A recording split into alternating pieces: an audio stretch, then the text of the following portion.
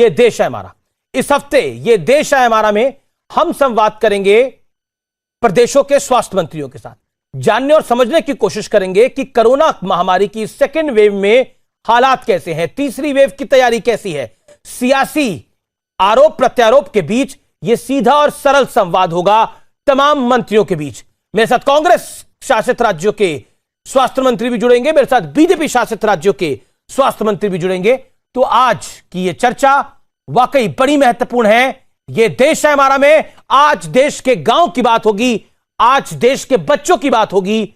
स्वागत है आपका, अभिनंदन है आपका इस हफ्ते के ये देश है हमारा में।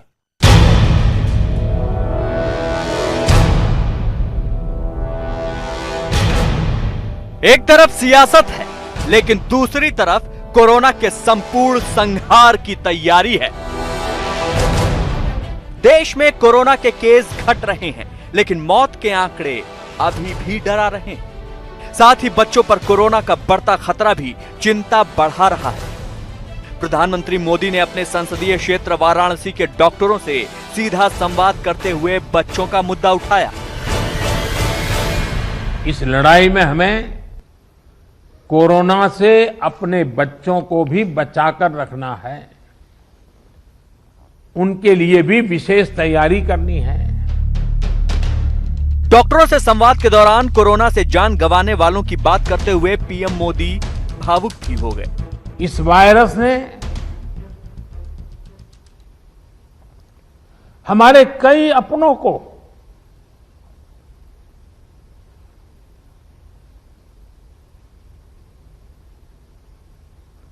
हमसे छीना है।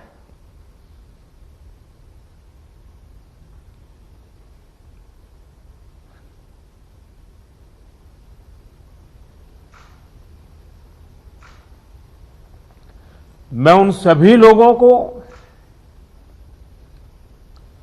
अपनी विनम्र श्रद्धांजलि देता हूं और उनके परिजनों के प्रति सांत्वना व्यक्त करता हूं। लेकिन इस वक्त देश के सामने जो चुनौतियां खड़ी हैं, उन पर चर्चा सबसे जरूरी है। दूसरी लहर को पूरी तरह ध्वस्त करना है, बच्चों पर बढ़ते खतरे से निपटना है, तीसरी लहर की तैयारी अभी ही करनी है, ब्लैक फंगस और सफेद फंगस से निपटना है। साथ ही अब किसान आंदोलन में शामिल प्रदर्शनकारियों में कोरोना फैलने की खबर भी आ रही है। आंदोलन में शामिल 2 प्रदर्शनकारियों की मौत हुई है, जिसमें एक कोरोना पॉजिटिव था। अब यह सवाल उठ रहा है कि क्या देश हित में यह आंदोलन खत्म होना चाहिए। इस बीच मध्य प्रदेश के बीजेपी अध्यक्ष वीडी शर्मा ने एक वीडियो ट्वीट किया है, जिसमें कथित तौर पर कमलनाथ किसानों के बीच आग लगाने की बात कर रहे हैं। हमारे किसानों के बीच में आ रही है सर, तुम लोग को आग लगानी है जी। कहा था ये आग लगाने का मौका है और ये व्यक्ति किसानों के साथ न्याय होगा, ये तो पहली लड़ाई जी सर। इसका काम है आग लगाओ, ये सरकार ऐसा कर रही है, प्लान कर रही है। लेकिन आज कोरोना की तमाम चुनौतियों से निपटने के लिए सबसे बड़ा संवाद होगा। हमारे साथ कई राज्यों के मंत्री जुड़ेंगे, जिनसे होगा सीधा संवाद और पूछा जाएगा कि महामारी के खिलाफ किस राज्य की कितनी तैयारी है। तो आज यही है देश की सबसे बड़ी बहस। और अब वक्त है विश्लेषण का, कोरोना काल की चुनौतियों का विश्लेषण। और आज मैं आपको सिरे से बताऊंगा कि हम कहां खड़े हैं, लेकिन हमें डर किस बात का है। कोरोना के घटते आंकड़े राहत वाली खबर है, लेकिन रोजाना मौत के आंकड़े डराने वाले हैं। पॉइंट नंबर 2, गांव पर ध्यान देने की आवश्यकता है, जरूरत है, क्योंकि गांव में बुनियादी सुविधाएं बेहद कम है। अस्पताल नहीं है, लैब्स नहीं है, टेस्ट नहीं हो सकते। बढ़ता हूं आगे। फिलहाल वैक्सीनेशन सबसे बड़ा समाधान है, लेकिन बीते कुछ दिनों में वैक्सीनेशन घटा है। हर सरकार को इस पर ध्यान देना होगा, खासतौर पर केंद्र सरकार को फोकस करना होगा। अब कोरोना नेगेटिव होना काफी नहीं है, क्योंकि ब्लैक फंगस एक बड़ा खतरा बन गया है। यह महत्वपूर्ण है। मैं बढ़ता हूं आगे। तीसरी लहर से पहले ही बच्चों पर कहर है, लेकिन बच्चों के लिए अभी प्लान ही नहीं बन रहा है। यह सबसे महत्वपूर्ण है। मैं बढ़ता हूं आगे। लोग अभी भी लापरवाही बरत रहे हैं, क्योंकि सिर्फ 14% लोग ही सही तरह से मास्क लगाते हैं। यह आंकड़ा बड़ा डराने वाला है। अगर आप मास्क सही से नहीं लगाएंगे, मास्क को, नाक और मुंह को कवर नहीं करेंगे, तो कोरोना से नहीं बच पाएंगे। यमराज के दर्शन हो सकते हैं। फिर मत कहिएगा कि बताया नहीं, सावधान नहीं किया। अगर आप 10वें माले से छलांग लगाएंगे तो बचेंगे नहीं। मास्क ना लगाने का मतलब यही है, यमराज के दर्शन, ईश्वर के द्वार पे दस्तक। मैं बढ़ता हूं आगे, और मेरे साथ आज कौन कौन जुड़ रहे हैं इस चर्चा में आपको मैं मुलाकात करवाता हूं। मेरे साथ इस चर्चा में जुड़े हैं प्रताप सिंह खाचरीवास साहब, परिवहन मंत्री है राजस्थान के। मेरे साथ जुड़े हैं टीएस सिंहदेव साहब, जो कि स्वास्थ्य मंत्री है छत्तीसगढ़ के, लगातार कोरोना पे काम कर रहे हैं। मेरे साथ जयप्रताप सिंह है, स्वास्थ्य मंत्री उत्तर प्रदेश के, उनका अभिनंदन है। मेरे साथ विश्वास सारंग होंगे, चिकित्सा शिक्षा मंत्री मध्य प्रदेश के। तो आप तमाम लोगों का स्वागत है। मैं सबसे पहले जयप्रताप सिंह आपसे शुरुआत करता हूं। आपका राज्य बहुत बड़ा है, स्थिति हमारे सामने है, आंकड़े हमारे सामने आ रहे हैं। गांव को लेकर बड़ी समस्या बार बार खड़ी हो रही है, लेकिन राजनीति अपनी जगह है। समाजवादी पार्टी कुछ बोलती है, कांग्रेस कुछ बोलती है। क्या कहना चाहते हैं?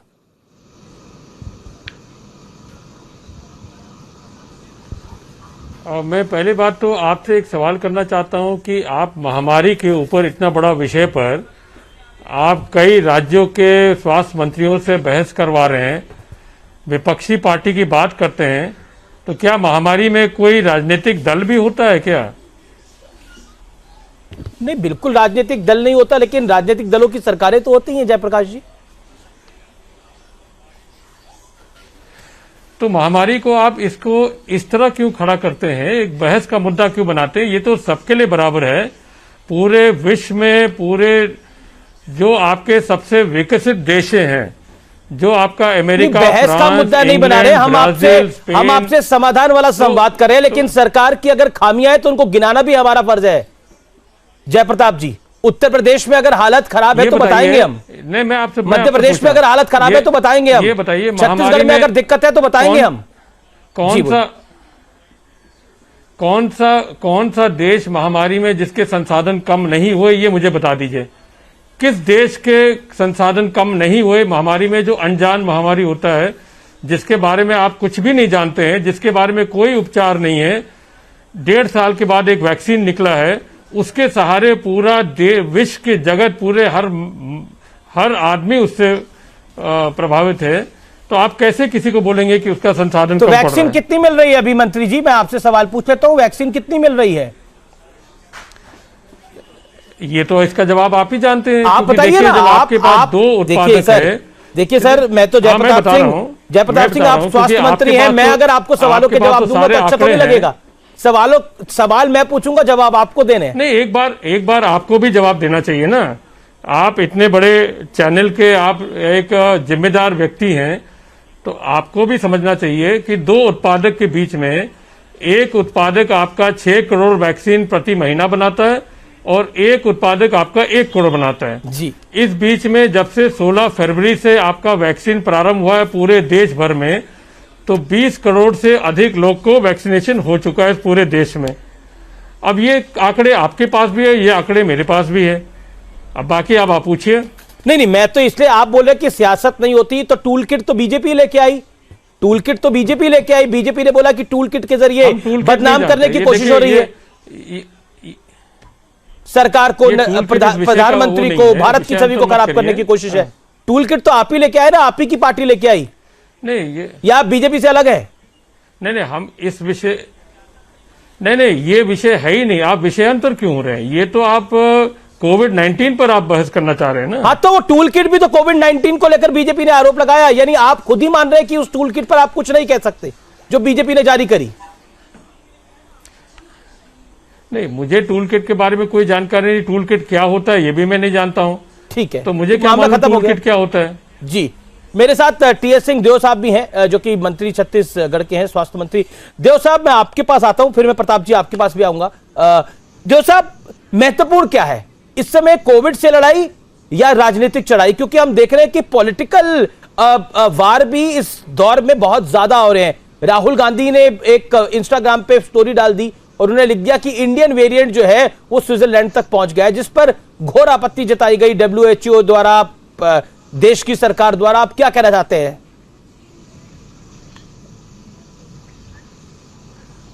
आशीष जी, आपको भी प्रणाम। साथ में जो पैनल में जय प्रताप जी बैठे हैं, प्रताप जी बैठे हैं, सबको प्रणाम जी। और मैं ऐसा कम होता होगा, लेकिन मैं आज जय प्रताप जी की बात से 100% सहमत हूं। और जो आपने प्रश्न किया शुरू में, मैं उसके संदर्भ में भी यही कहूंगा कि कोरोना के संदर्भ में दलगत राजनीति को कोई जगह नहीं मिलनी चाहिए। ये बिल्कुल, ये सब बातें हम लोगों को बंद करनी चाहिए और पूरा फोकस होना चाहिए कोविड मैनेजमेंट में, कोविड ट्रीटमेंट के लिए। और कैसे हमको आगे जाना है, कैसे हमको और संसाधन जुटाने हैं, कहां पर क्या कमी आ रही है, किस राज्य में सरप्लस ऑक्सीजन है, किस प्रकार राज्य में डेफिसिट ऑक्सीजन है, कहां पर रेमडेसिविर की कमी है, कहां पर ब्लैक फंगस की दवाई की कमी है, कहां पर आईसीयू और बनाने की जरूरत होगी। ये फोकस हमारा टोटल उस तरफ होना चाहिए। और आपने भारत के वेरिएंट के बारे में बताया कि एक जानकारी है कि ये दूसरे देशों में भी पहुंचा है। तो ये तो मैं एक चैनल में डिबेट देख रहा था, WHO के जो विशेषज्ञ साइंटिस्ट हैं वो खुद भी बता रहे थे कि ब्रिटेन में ये जो B1617 है, ये बड़ी मात्रा में, बड़ी प्रतिशतता में वहां भी पहुंचा हुआ है। तो ये नेचुरल म्यूटेशंस भी हैं जो स्वयं से म्यूटेट होकर अलग अलग देशों में उत्पन्न हो सकते हैं और एक देश से दूसरे देश में भी जा सकते हैं। आप सही कह रहे हैं जो साहब, आप सही कह रहे हैं कि इस वेरिएंट का नाम B161 है, लेकिन इंडियन वेरिएंट कहना तो जायज नहीं होगा, जैसा WHO की गाइडलाइंस है। पॉइंट नंबर 2, क्या आपको लगता है जो गांव में फैल रहा है ये ज्यादा बड़ी समस्या को खड़ा कर रहा है? निश्चित रूप से, इसमें कोई दो बात नहीं है। स्पेनिश इन्फ्लुएंजा का हम लोगों ने जब अध्ययन किया या उसके बारे में जानकारी ली, तो पहले दौर में ये अर्बन एरियाज में था और दूसरा और तीसरा दौर जब आया तो बड़ी मात्रा में ये ग्रामीण क्षेत्रों में गया और ग्रामीण क्षेत्रों में इसने तबाही की थी। तो आज भी हमारे सामने ये चुनौती है कि ग्रामीण क्षेत्रों में जब ये पहुंचेगा तो बेहतर प्रबंधन हमको करना, वहां इलाज के प्रबंधन के बजाय लोगों की व्यवस्था, उनको चिन्हांकित करना और उनके SpO2 लेवल्स जो ऑक्सीजन के उनका लेवल है, उसको भाप के अस्पतालों तक पहुंचाना। हर गांव में अस्पताल नहीं बन सकते, पर मरीजों को हम जहां पर ट्रीटमेंट दे सकें वहां पर। होम आइसोलेशन में आप 95 के बाद 94% SpO2 लेवल है, जैसे ही 94 हुआ अस्पताल की तरफ ले जाना। तो वहां ये चुनौती है स्वास्थ्य विभाग के अमले और शासन के अमले की, कि लोगों को चिन्हांकित कर सके और इलाज कराने के केंद्र तक पहुंचा सके। जी, मैं आपका रुख करता हूं जयप्रताप जी। जयप्रताप जी, 20 करोड़ से ज्यादा आबादी वाला राज्य है उत्तर प्रदेश, और प्रताप जी मैं आपके पास आऊंगा। 20 करोड़ से ज्यादा वाला आबादी वाला राज्य है उत्तर प्रदेश, लेकिन वैक्सीन की डोज जिस रफ्तार से लग रही है, आपका आंकलन क्या है कि कब तक फुल वैक्सीनेशन हो पाएगा? जहां तक हम लोग का इंटरेक्शन केंद्रीय स्वास्थ्य मंत्री और प्रधानमंत्री के साथ समय समय पर हुआ है, ये समझ में आ रहा है कि जून महीना से हम लोग को पर्याप्त मात्रा में वैक्सीन मिलना शुरू होगा। जो 18 से 44 वाला, जिसको हमको हर राज्य को अपने संसाधन से खरीदना है, यदि जून में हमको मिलना शुरू हो जाएगा तो बहुत तेजी से हम वैक्सीन को वैक्सीनेट करा देंगे इस उम्र के लोग को। और मुझे लगता है कि 5-6 महीने के अंदर इनको हम वैक्सीनेट करा सकते हैं, अगर पूरा हमको डोज मिलना शुरू हो जाएगा। पर वो 6 महीने के लिए आपको कितनी डोजेस की आवश्यकता है? क्योंकि अभी जो आपको डोजेस मिल रहे हैं वो तो बहुत कम है। नहीं, अभी तो बहुत कम है, ये तो बात सही है। अभी हमने जितने अपने संसाधन से खरीदा, हम तो मुश्किल से 75 जनपद में से 23 जनपद हम लोग खाली कर पा रहे हैं, जिसमें हमने अभी तक 7,54,000 को वैक्सीनेट किया है। तो जी, लेकिन तो आपके प्रदेश के लोग ये जानना जरूर चाहेंगे कि आप अपने प्रदेश के लोगों को कब तक फुली वैक्सीनेट कर देंगे। तो सरकार का आकलन क्या है? आप उत्तर प्रदेश के स्वास्थ्य मंत्रालय का आकलन क्या है इसको लेकर? देखिए, फिर मैं कह रहा हूं कि जैसे हमको वैक्सीन पर्याप्त मात्रा में मिलेगा, जैसे अभी गवर्नमेंट ऑफ इंडिया ने हमको 45 प्लस के लिए वैक्सीन दिया है, वो उसका वैक्सीनेशन हमने शुरू कर दिया, शुरू है ही हमारा पहले से ही, मगर उसका खाली उसका जो 3 महीना का वो डिफरेंस कर दिया है कि एक डोज के बाद अब 3 महीने के बाद होगा, तो वो भी थोड़ा स्लो हो गया है। और बाकी फर्स्ट डोज वैक्सीनेशन का 45 प्लस का हम लोग बढ़ाते जा रहे हैं, जितने लोग ज्यादा ले लेंगे उतना अच्छा रहेगा जी। और हमने ग्लोबल टेंडर भी फ्लोट किया था तो इसी हिसाब से हम लोग ट्राई कर रहे हैं। लेकिन ऑब्वियसली ग्लोबल टेंडर जब आपने रिलीज करा है तो रेट्स भी आपको ज्यादा देने पड़ सकते हैं, उसके लिए अब आर्थिक हालत है उत्तर प्रदेश की? अगर उनका रेट बहुत ज्यादा डिफरेंस है तो उस पर हम विचार करेंगे। ठीक है। अगर कम डिफरेंस है तो उस पर हम देखेंगे कितना हम ले सकते हैं। प्रताप जी, राजस्थान देश का 10वां राज्य है जहां कोरोना के सबसे ज्यादा मामले हैं। क्या आपको लगता है कि ओवरऑल चाहे वो स्टेट्स हो चाहे वो सेंटर हो, कमी सबके तरफ से रही है? इस बारी तैयारी उतनी तेज नहीं थी। देखिए, एक बात आप मानकर चलिए, जैसे ही सेकंड लहर आई उसका नुकसान पूरे देश को उठाना पड़ा, राजस्थान को भी नुकसान हुआ। और सबसे बड़ा दुख इस बात का हुआ, मैं हमेशा ये कहता हूं कि पॉलिटिकल लड़ाई नहीं होनी चाहिए, लेकिन जो बड़ा होता है, जिसकी जिम्मेदारी ज्यादा होती है, यदि देश में दर्द होगा, परेशानी होगी, तो हम उससे कहें कि तू रो मत, आवाज मत उठा, बोल मत। कोई सवाल खड़े कर रहा है तो जवाब दीजिए, बताइए क्या प्रॉब्लम है, क्या दिक्कत आ रही है। हमें खुलकर बताना पड़ेगा कि वैक्सीनेशन में ये प्रॉब्लम आ रही है, ऑक्सीजन में ये प्रॉब्लम आ रही है, हम इसको इस ढंग से करेंगे। जवाब देना, यदि आज केंद्र में कांग्रेस की सरकार होती तो कांग्रेस की सरकार को जवाब देना पड़ता, प्रधानमंत्री मनमोहन सिंह जी होते तो उनको जवाब देना पड़ता, राहुल गांधी होते तो उनको जवाब देना पड़ता। आज आदरणीय मोदी जी प्रधानमंत्री है तो लोग उनकी तरफ देख रहे हैं। क्यों देख रहे हैं?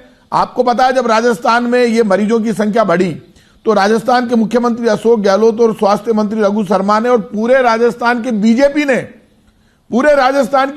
ने प्रेस कॉन्फ्रेंस करके, पहले तो गलत बोलते रहे, फिर बाद में प्रेस कॉन्फ्रेंस करके गवर्नर से कहा कि आप हिंदुस्तान के बाकी राज्यों को 100 लोगों के लिए जितनी ऑक्सीजन दे रही है केंद्र सरकार, गवर्नर साहब आप दिल्ली में जाके प्रधानमंत्री से बात करो कि जितनी ऑक्सीजन गुजरात को, यूपी को, एमपी को, हरियाणा को दे रहे उतनी राजस्थान को भी दो। ऐसा कभी हुआ है?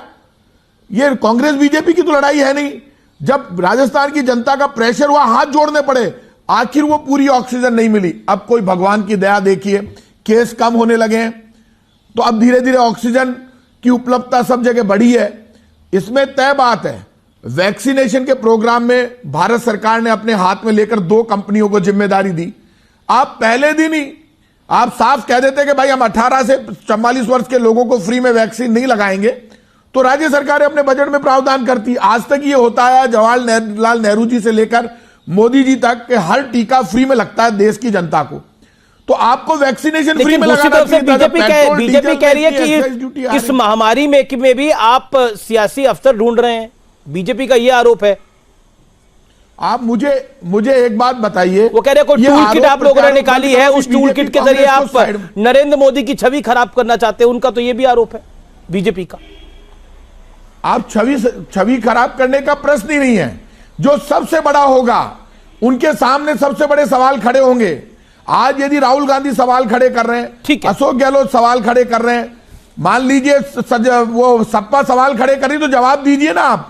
आपकी ड्यूटी, हमसे कोई सवाल करेगा तो हमें राजस्थान में जवाब देना पड़ेगा, आपको देश को जवाब देना पड़ेगा। 6 करोड़ 93 लाख वैक्सीन आपने बाहर भेज दी, ये तो पूरी दुनिया ने देखा, आप भी मानते हैं, ये तो बाहर भेज ही दी ना। यदि आप बाहर नहीं भेजते, कुछ कंपल्शन थी, कुछ रिलेशनशिप कंपल्शन थी, कुछ लाइसेंस कंपल्शन थी, कुछ पेटेंट कंपल्शन थी, जिसके तहत वो भेजा गया।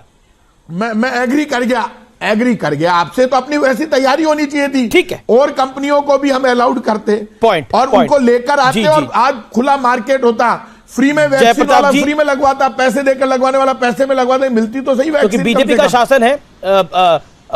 जवाब क्या देना चाहते हैं आप प्रताप सिंह जी को? जय प्रताप सिंह जी, प्रताप सिंह बोल रहे हैं कि देखिए, सरकार केंद्र में भारतीय जनता पार्टी की है, यानी आपके दल की सरकार है, तो जवाब सारे आपको देने पड़ेंगे। कमी क्यों रह गई और तैयारी क्यों नहीं थी, ऑक्सीजन क्यों नहीं पहुंच पाई? अब ये सवाल में तो उसका उत्तर भी उतने में ही आ जाएगा। ये तो पार्टी लाइन के ऊपर अगर हम लोग चले तो वैक्सीन क्या बोलते, कोविड-19 का जो वेरिएंट था 2020 के बाद 2021 में जो आया, वो एक अलग प्रकार से आया, उसका म्यूटेंट हो गया था। और म्यूटेंट होने के कारण ऑक्सीजन की किल्लत हो गई, क्योंकि हर शरीर के अंदर ऑक्सीजन की आवश्यकता होगी, जो पिछले बार 2020 में हम लोगों ने देखा नहीं था। और उसके तरीका ये भी था कि रेमडेसिविर मेडिसिन का भी आवश्यकता इसी तरह पड़ गया।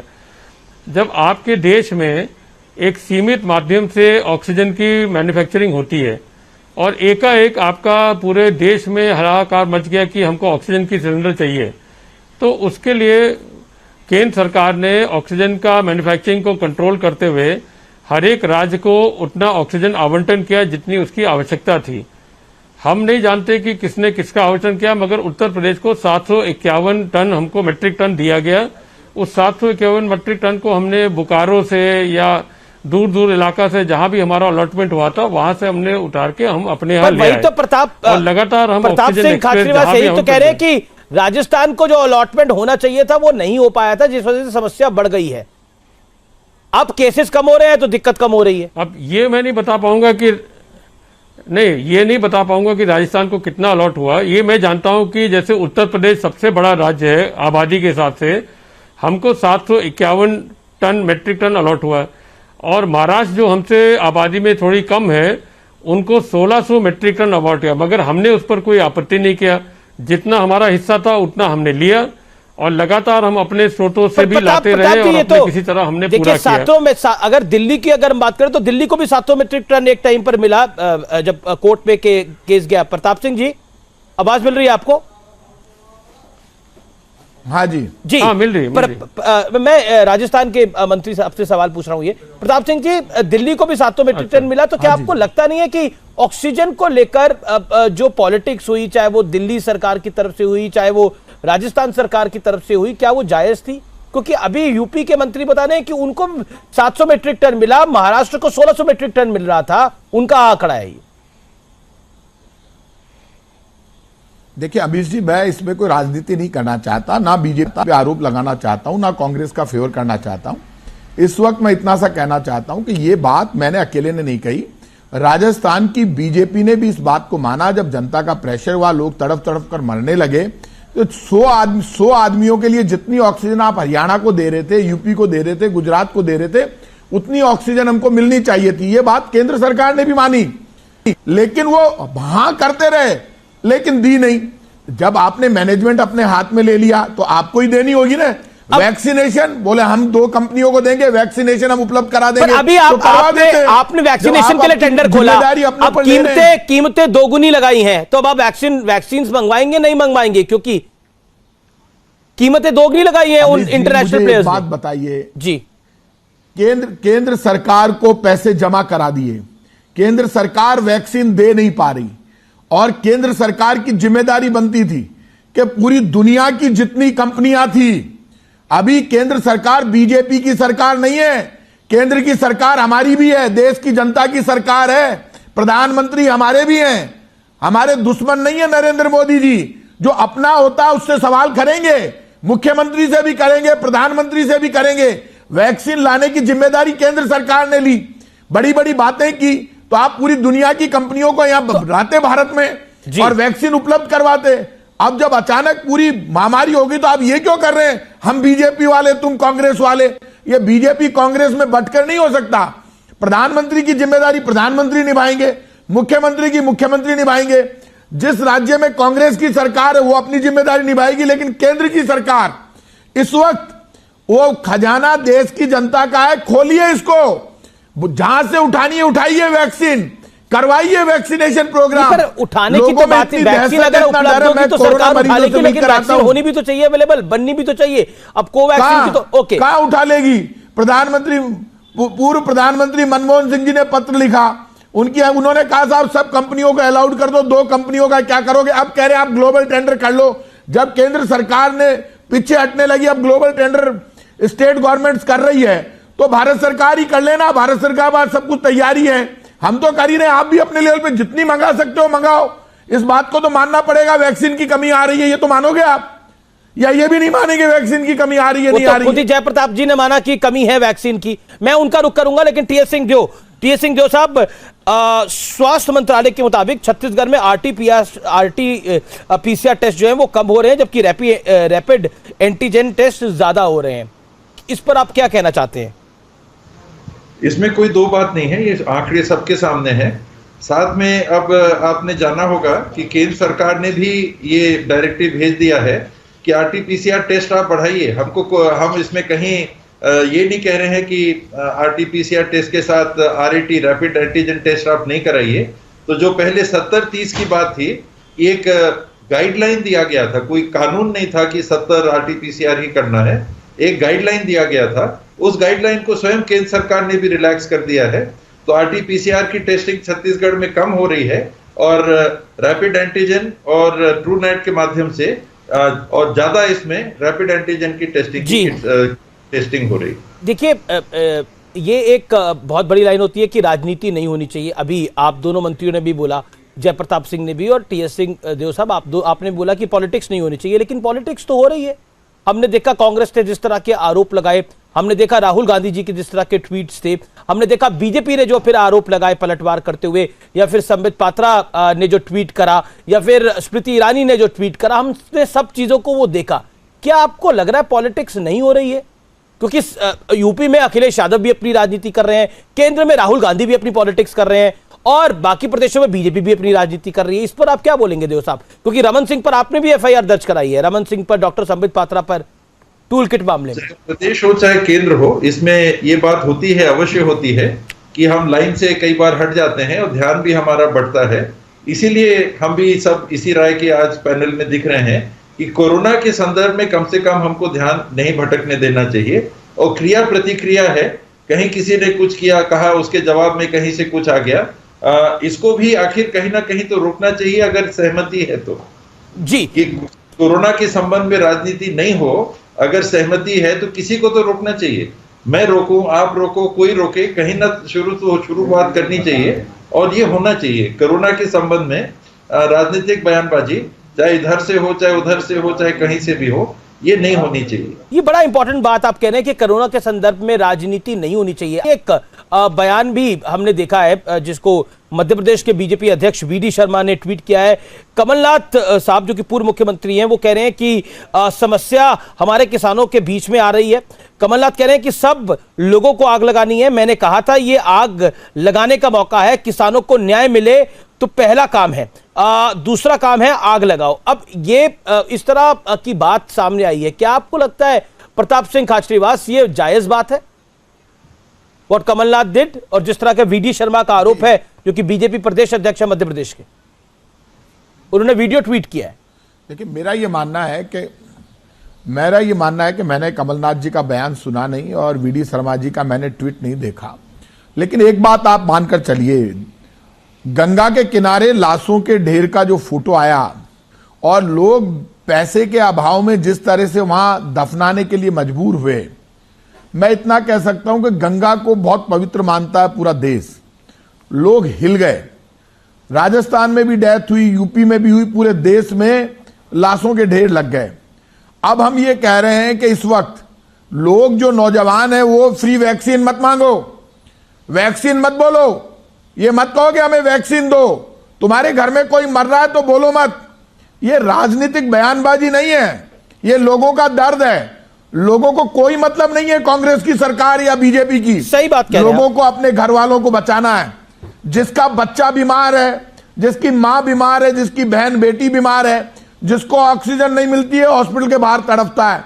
मैं हॉस्पिटल में मिलकर आया हूं, लोगों में दहशत है। मैंने खुद ने एक बच्चे के उसके मदर फादर को बुला के मिलाया, मैंने कहा मिलो, डरो मत, मैं भी आया हूं और मैं कोई क्वारंटाइन नहीं होता हूं, मैं मिलके आता हूं कोरोना में। यदि क्वारंटाइन रोज डॉक्टर होने लग जाए तो संभालेगा कौन?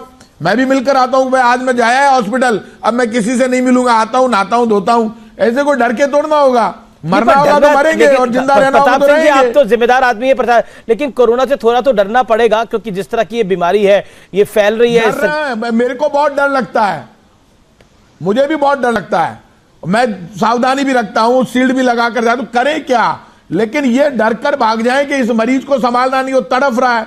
डॉक्टर्स, वो मैं बात आपकी समझ रहा हूं। डॉक्टर्स ने कहा हमारे 4 डॉक्टर भर्ती हैं, आप मिलेंगे तो उनका मॉरल बूस्टअप होगा। मुझे मिलना ही पड़ेगा, आपको जाना ही पड़ेगा अंदर।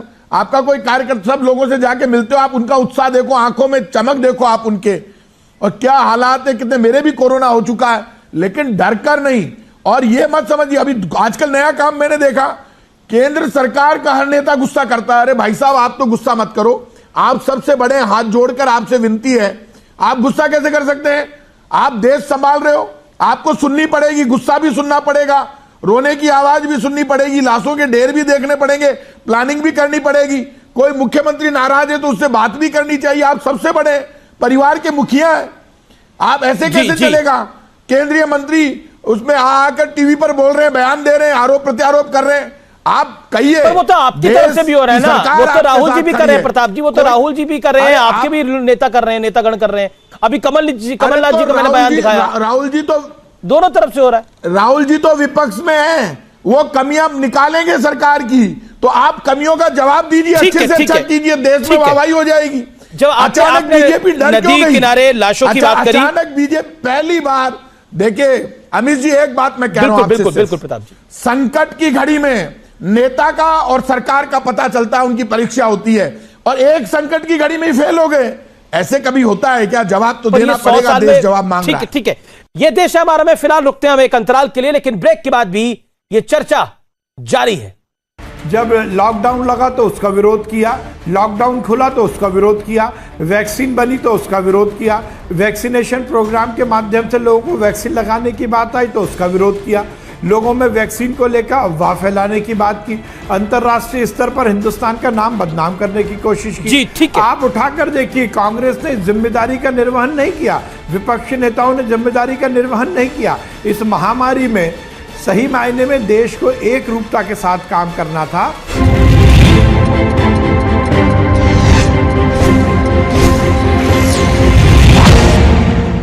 हार्ट, कोलेस्ट्रोल, मोटापा व डायबिटीज मिलेगा बिल्कुल नए अंदाज में जब आएगा ऑटो में रिपोर्टर, रोज रात 8:26 पर सिर्फ न्यूज 18 राजस्थान पर। जरूरी है कोरोना की हर एक खबर, जरूरी सरकार के फैसलों का असर, सियासत की चाल और इकोनॉमी का हाल जानना जरूरी, बाजार से एग्रीकल्चर और रोजगार की खबर भी जरूरी। इसलिए देखिए जरूरी खबरों का प्राइम टाइम, न्यूज 18 प्राइम, सिर्फ न्यूज 18 राजस्थान पर।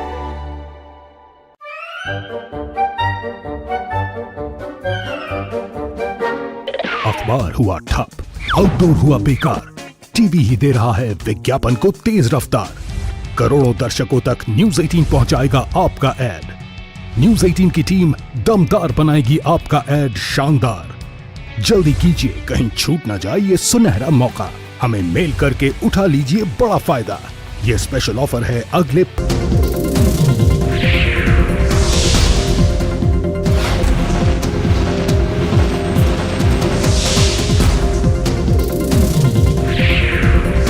Patanjali chyawanprash research based immuno.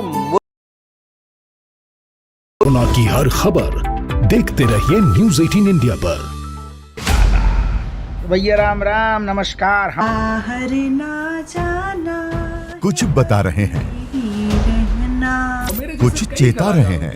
आपने लॉकडाउन के दौरान देखा कि हम क्या कर रहे हैं। कोरोना काल में लोग एक दूसरे को समझा रहे हैं, बड़े बड़े लोग वीडियो बना रहे हैं।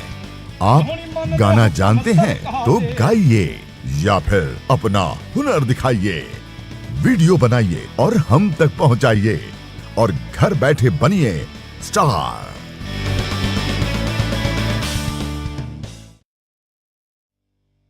न्यूज 18 इंडिया आपका पसंदीदा नेशनल न्यूज चैनल उपलब्ध है डिश टीवी के चैनल नंबर 663 और D2H के चैनल नंबर 306 पर। कोरोना की हर खबर देखते रहिए न्यूज 18 इंडिया पर। अहम है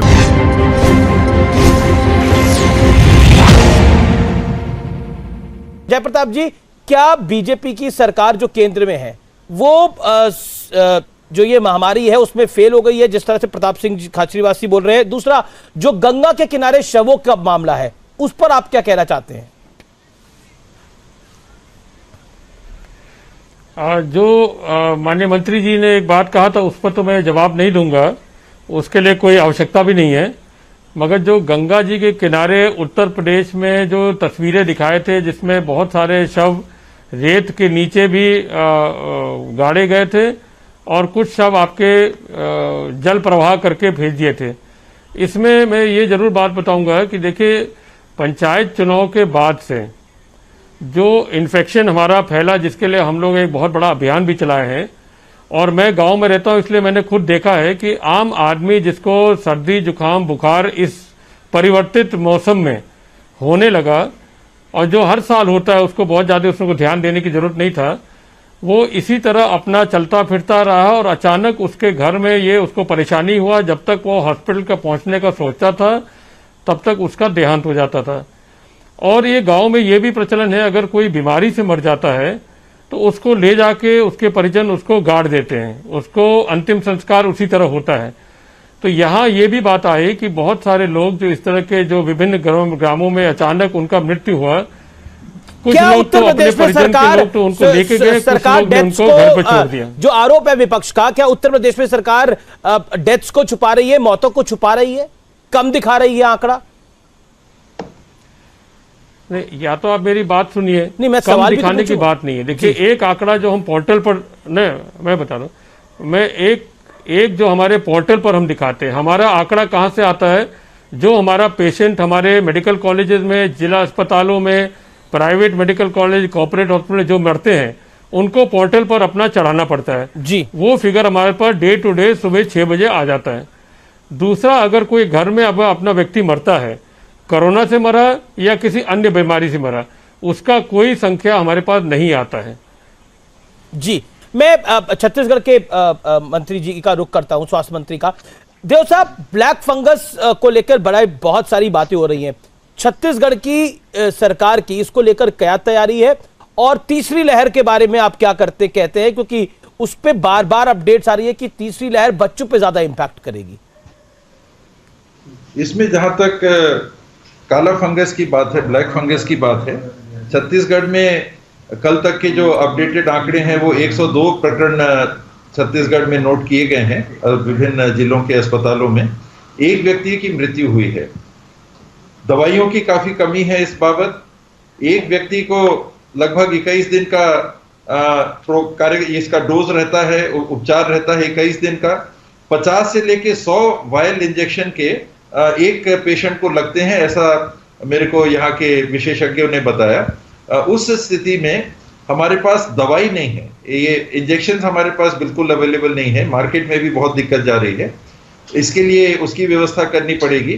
कहीं कहीं पर सर्जरी इत्यादि के लिए अगर कहीं उपकरण की जरूरत है तो एक अस्पताल से मांग आई है हमारे बिलासपुर के मेडिकल कॉलेज से, तो उनके लिए प्रबंधन कर रहे हैं। और आगे इसको लोगों में ये अवेयरनेस पहुंचाना, ये बात पहुंचाना कि कोरोना के समय ज्यादातर ये देखने को आ रहा है, ब्लैक फंगस तो पहले भी था लेकिन केसेस बहुत कम आते थे, अभी केस ज्यादा दिख रहे हैं, तो कारण क्या है?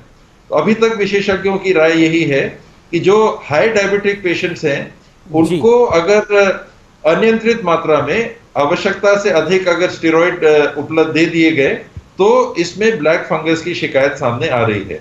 और साथ में पाइप वगैरह, पानी वगैरह साफ रखना, ये एक साथ की बात है, लेकिन अभी तक आम राय इसी बात में है। तो लोगों को इसके बारे में जागरूक करना बहुत जरूरी है, खास करके ट्रीटमेंट के संदर्भ में भी। एक सवाल जो कि बड़ा महत्वपूर्ण है और मैं प्रताप सिंह आपसे पूछना चाहता हूं। प्रताप सिंह जी, आप देखिए, जो भी सेकेंड वेव में हुआ वो हमने उस परिस्थिति को देखा है, लेकिन गांव में समस्या ये है, लोग मास्क नहीं डाल रहे, उनको बीमारी का पता ही नहीं लगता, वैक्सीनेशन को लेके उनमें उत्साह नहीं है। ऐसी स्थिति में आप क्या करेंगे? और ये सिर्फ आपके राज्य की बात नहीं है, ये हर प्रदेश की बात है। देखिए, इसमें कोई गांव के आदमी को लगता है कि उसे कुछ नहीं हो सकता। लोग, अमित जी, अभी गांव में दहशत फैल गई है, बहुत डर है गांव में, लोग मास्क लगाने लगे हैं, लॉकडाउन मान रहे हैं लोग वैक्सीनेशन को लेकर गांव में तैयार बैठे हैं। अब आप आश्चर्य करोगे, इस देश का सबसे बड़ा वर्ग 18 से 44 वर्ष का नौजवान, वो तो इंतजार ही कर रहा है। स्लॉट 3-3 मिनट में बुक हो रहे हैं, 3-3 मिनट में जगह नहीं है। ज्यादा बोल रहे हैं आप, धड़ाधड़ बुक हो रहे हैं। मेरा अपना अनुभव है, मैं तो अपने परिवार के लिए बुक कराना चाहता था, 1.5 मिनट में बुक हो जाता है। आप ज्यादा बोल रहे हैं, 1.5 मिनट। मैं आपको कह रहा हूं स्लॉट, यही तो मैं कह रहा हूं, हमारे राजस्थान की हालत में, मेरे स्टेट की बता रहा हूं, आप खोलिए, खोलते ही फुल। हमारे यहां तो बहुत तेज, हम वैक्सीनेशन में अभी नंबर 1 पर है, जिस तादाद में हमारे पास आई है। हमारे यहां वैक्सीनेशन को लेकर बहुत डिमांड है। अब क्या कारण है, गांव में भी शहर में भी मास्क भी लोग लगा रहे हैं, धीरे धीरे मरीज भी कम हो रहे हैं। ये कोई पॉलिटिकल इश्यू नहीं है, ये इसमें कोई दौरा ही नहीं। और अब हमको ये समझना पड़ेगा, वैक्सीनेशन की जरूरत है राजस्थान को और पूरे देश को जी। जितना जल्दी वैक्सीनेशन होगा उतना ज्यादा हमको फायदा होगा। यदि हम वैक्सीनेशन में पीछे रह गए तो आप ये मानकर चलिए इस बीमारी को बिना वैक्सीनेशन के कंट्रोल नहीं किया जा सकता। लेकिन आप वैक्सीनेशन की बात कर रहे हैं, मैं एक आंकड़ा पढ़ रहा था मंत्री जी, प्रताप सिंह जी, मैं एक आंकड़ा पढ़ रहा था, वैक्सीनेशन के करीब 11.5 लाख डोज खराब हुए हैं। अकेले चुरू जिले में अराउंड 39% वेस्टेज हुई है, अकेले चुरू जिले में। क्या आपको लगता नहीं है ये आंकड़ा कम हो सकता है? राजस्थान की मैं बात कर, आप एक बार आप वापस चेक कर लेना। हालांकि मैं हेल्थ मिनिस्टर नहीं हूं, लेकिन मैं सुबह भी रघु शर्मा जी के साथ था हेल्थ मिनिस्टर के। लेकिन ये आंकड़ा जो आपके पास आया है, कहां से आया है, ये बहुत बड़ा आंकड़ा आपने मुझे बता दिया, क्योंकि ये आंकड़ा ज्यादा ये चुरू का नहीं, आपने क्या सुना है, ये चुरू का आंकड़ा बताया मैंने। अकेले चुरू में 39% वेस्टेज हुई है, चुरू में वेस्टेज ज्यादा हुई है और पूरे राज्य के अंदर करीब 11 लाख डोज खराब हुए हैं।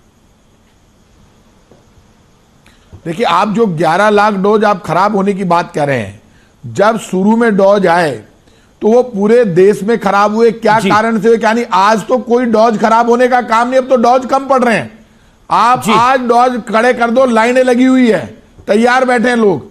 अभी तो इतना प्रेशर है कि वैक्सीन आए तो वैक्सीन लगाओ। उसका कारण डर भी है, बीमारी बढ़ी है, और ये जो ब्लैक फंगस आया है उसके लिए लोग भी जिम्मेदार है। डिस्टिल्ड वाटर और साफ वाटर पूरा गर्म करके उसको बदल के कंसंट्रेटर में यूज में नहीं लेंगे, साफ सफाई के साथ ऑक्सीजन पॉइंट आप बोल रहे हैं, बहुत इंपॉर्टेंट पॉइंट आप बोल रहे हैं, फैलेगी जी। जो भी ऑक्सीजन कंसंट्रेटर आप यूज करते हैं तो उसमें डिस्टिल्ड वाटर डालना है, आप ध्यान रखिए इस बात को। मेरे साथ विश्वास सारंग भी हैं, मंत्री हैं, मध्य प्रदेश के चिकित्सा शिक्षा मंत्री हैं और बैठक में ही थे मुख्यमंत्री के साथ, इसलिए थोड़ा लेट हो गए। आप काम में थे इसलिए हमने आपको डिस्टर्ब नहीं किया, क्योंकि बैठक आपके लिए ज्यादा महत्वपूर्ण थी उस समय। मैं आपसे विश्वास जी जानना चाहता हूं कि आपके प्रदेश के अंदर आपने कई सारी मुख्यमंत्री ने घोषणाएं भी करी हैं, लेकिन कोरोना के अराउंड जो पॉलिटिक्स हो रही है उसमें बीजेपी भी पीछे नहीं है, कांग्रेस भी पीछे नहीं है। क्या कहना चाहते हैं आप? देखिए, हम तो कहीं कोई पॉलिटिक्स नहीं कर रहे और हमारा स्पष्ट मानना है कि महामारी के इस दौर में किसी भी तरह की राजनीति नहीं होनी चाहिए। ये तो विपक्ष के नेता और कांग्रेस के नेता कर रहे हैं। नहीं, टूलकिट का मामला तो एक विश्वास जी माफ करिए, लेकिन टूलकिट का मामला तो आप ही निकाल के लेके आए। कोरोना से समस्या हो रही है लोगों को, कांग्रेस ने इसको उठाया, आपने बोला ये टूलकिट है भारत को बदनाम करने की और नरेंद्र मोदी को बदनाम करने की। नहीं, देखिए सीधी सीधी बात है ना, आप किस स्तर पर जा रहे हैं कांग्रेस के नेता। पहले कोरोना को लेकर अफवाह की स्थिति फैलाई, ये कहा कि कोरोना जैसा कुछ नहीं है। आपको याद होगा पहली वेव में जब लॉकडाउन लगा तो उसका विरोध किया, लॉकडाउन खुला तो उसका विरोध किया, वैक्सीन बनी तो उसका विरोध किया, वैक्सीनेशन प्रोग्राम के माध्यम से लोगों को वैक्सीन लगाने की बात आई तो उसका विरोध किया, लोगों में वैक्सीन को लेकर अफवाह फैलाने की बात की, अंतर्राष्ट्रीय स्तर पर हिंदुस्तान का नाम बदनाम करने की कोशिश की। जी, ठीक है। आप उठाकर देखिए, कांग्रेस ने जिम्मेदारी का निर्वहन नहीं किया, विपक्षी नेताओं ने जिम्मेदारी का निर्वहन नहीं किया। इस महामारी में सही मायने में देश को एक रूपता के साथ काम करना था, पर कांग्रेस के नेताओं ने वैसा नहीं किया और उसी का परिणाम है कि यदि हम वैक्सीनेशन के टर्नअप को देखते हैं तो हिंदुस्तान में कम हुआ। कि मैं तो मीडिया को और आपके चैनल को धन्यवाद देता हूं। वो बिल्कुल आप धन्यवाद दीजिए, लेकिन अभी तो वैक्सीन मिल ही नहीं रही। अभी टीएस सिंहदेव हैं जो शिक्षा मंत्री, जो हेल्थ मिनिस्टर है, स्वास्थ्य मंत्री हैं छत्तीसगढ़ के, वैक्सीन की कमी है पूरे देश के अंदर, आप जान ही रहे हैं, वैक्सीन नहीं मिल रही। प्रताप सिंह खाचरीवास भी इसी बात को बता रहे थे। प्रताप सिंह, जवाब आपका विश्वास सारंग जी को। देखिए, मैं आश्चर्य है मुझे, इस बात का दुख है कि सारा दोष कांग्रेस के माथे कर देना। आप केंद्र सरकार में बैठे हैं, वैक्सीनेशन करवाना पूरे देश का फ्री ऑफ कॉस्ट आपकी जिम्मेदारी थी, आप उस जिम्मेदारी से पीछे हट गए। 6,93 लाख वैक्सीन आपने बाहर भेज दी। आज देश के लोग वैक्सीन की इंतजारी कर रहे हैं, आप दूसरी लहर की तैयारी नहीं कर पाए। आप इतनी बड़ी तादाद में पेट्रोल और डीजल की रेट बढ़ा रहे हैं, एक्साइज ड्यूटी के सारे रिकॉर्ड तोड़ दिए। आप 32 रुपए और 31 रुपए पेट्रोल डीजल पर एक्साइज ड्यूटी बढ़ाते हैं, मनमोहन सिंह जी के टाइम पर कितनी एक्साइज ड्यूटी थी, इतना पैसा आपने इकट्ठा किया है, तो आप राज्यों को पैसा दो, आप पूरे देश में तैयारी करते। आज लाशों के ढेर लग गए, इन लाशों के ढेर लगाने के लिए क्या केंद्र सरकार की जिम्मेदारी नहीं है? आप केंद्र में बैठे हैं और आप कांग्रेस को टारगेट कर रहे हैं, कांग्रेस विपक्ष में बैठी है, सवाल खड़े कर रही है, तो आप जवाब दीजिए कि आपने पूरे देश के लिए वैक्सीनेशन प्रोग्राम क्यों नहीं चलाया? आपने दुनिया की सारी कंपनियों को यहां बुलाकर अपना वैक्सीन यहां पे बनवाने की तैयारी क्यों नहीं की? पूरी दुनिया से आप वैक्सीन बनाकर विश्वास सारंग जी, क्विक रिप्लाई, विश्वास सारंग कुछ क्विक रिप्लाई।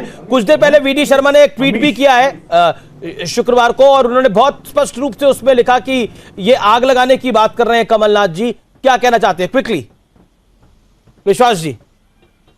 देखिए, सीधी सीधी बात है अमित जी, कांग्रेस का ये गैर जिम्मेदाराना रुख है। और खासकर अभी आपने कमलनाथ जी की बात की, उन्होंने बड़ी बड़ी डींगे हाकी। मैं आपको बताना चाहता हूं, जब कोरोना शुरू हुआ तो मध्य प्रदेश में कमलनाथ जी की सरकार थी, और जो मध्य प्रदेश का आज हॉट स्पॉट है इंदौर, वहां पर कमलनाथ जी ने आईफा अवार्ड आयोजित करने की तो पार्टी कर ली थी, जैकलिन फर्नांडिस से गलभैया की और रात की पार्टी मनाई, मुझे लगता है कि पर कोरोना को लेकर उन्होंने कोई काम नहीं किया, और उसी का परिणाम निकला कि आज इंदौर बहुत बड़ा हॉट स्पॉट बना है। ये प्रताप जी हो या कांग्रेस के नेता, एक साल पहले उसके बाद तो फर्स्ट वेव आ भी गई, फर्स्ट वेव चली भी गई, सेकंड वेव में वो हॉटस्पॉट बन रहा है। मुझे लगता नहीं इसमें लॉजिक है। विश्वास सारंग, क्विकली आप अपनी बात को 10 सेकंड में कंप्लीट करिए। 10 सेकंड आपके पास। अमित जी, मेरा सीधा मानना है, कमलनाथ जी ने मध्य प्रदेश में 40 साल तक राजनीति की, वो ये बता दें कि 1 रुपया भी मध्य प्रदेश की जनता पर उन्होंने खर्च किया हो। ठीक है, चलिए विषय ठीक है। आपका तमाम लोगों का बहुत बहुत शुक्रिया हमारे साथ जुड़ने के लिए। मैं तमाम मंत्रियों का शुक्रिया अदा करता हूं आज हमारे साथ जुड़े। देव साहब, खाचरीवास साहब, आपका शुक्रिया। जयप्रकाश जी, आपका बहुत बहुत शुक्रिया। विश्वास जी, आपका बहुत बहुत शुक्रिया। फिलहाल ये देश है हमारा में इतना ही, लेकिन लाख टके की बात यह है कि समस्या गांव तक पहुंच गई है, और गांव तक पहुंच गई है, वहां पर उपचार की कमी है। इसलिए ध्यान रखना होगा। गांव गांव में आप ये प्रोग्राम देख रहे होंगे, तो मेरा हाथ जोड़ के आपसे निवेदन है, यमराज को अगर नहीं देखना, अपने घर में आपको मौतों को नहीं देखना, अपने बच्चों का स्वास्थ्य खराब नहीं करना, तो मास्क डाल के रखिए, पूरा बचाव करिए। अगर तबीयत खराब होती है तो तुरंत जो भी डॉक्टर तक आप पहुंच सकते हैं, फोन के जरिए किसी और माध्यम से डॉक्टर तक पहुंचिए और अपना तुरंत उपचार करिए। उम्मीद है आप सुरक्षित रहेंगे, स्वस्थ रहेंगे और मास्क जरूर डालेंगे। नमस्कार, अपना ध्यान रखिए, मैं दिल से आपसे कह रहा हूं।